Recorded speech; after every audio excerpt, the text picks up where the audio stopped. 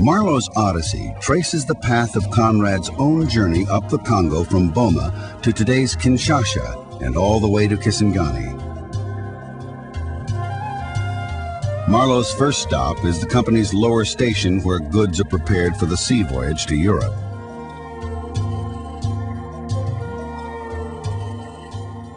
The station accountant briefs him on the problem of getting ivory down from the trading posts upriver. The stations upriver have been isolated for too long. And some, like Monsieur Court's station, have been utterly cut off. That seems out. Completely out of touch. Kurtz is the chief of the inner station, the one farthest upstream. You mean you haven't had too many shipments of ivory? None. Ivory. For 500 years, Europe had been content to take from Africa its human treasure, slaves, by the millions. But when that trade ended in the 19th century, other sources of wealth took its place. Ivory, gold and silver, diamonds, and finally, rubber. These were the powerful magnets that now drew Europeans to Africa. And to extract that wealth, a colonial presence was required.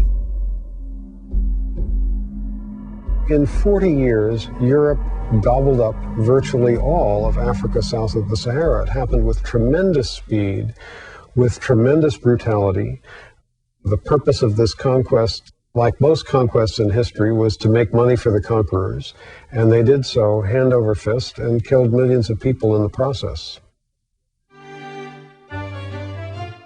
Most Europeans, including Joseph Conrad, thought colonization was essentially a noble undertaking, and they considered it their destiny to dominate other peoples.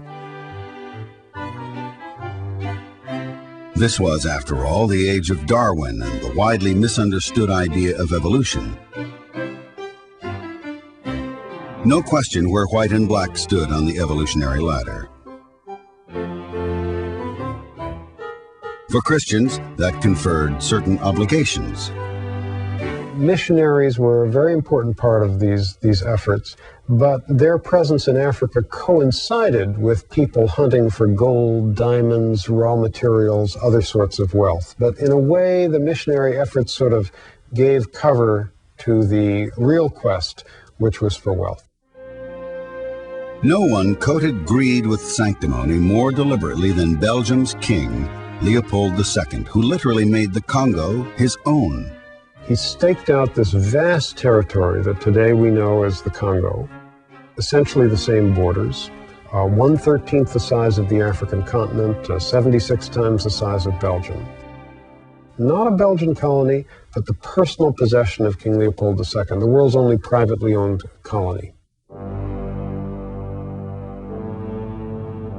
Nowhere in Africa was there a wider gap between words and actions, between the benediction and the rape.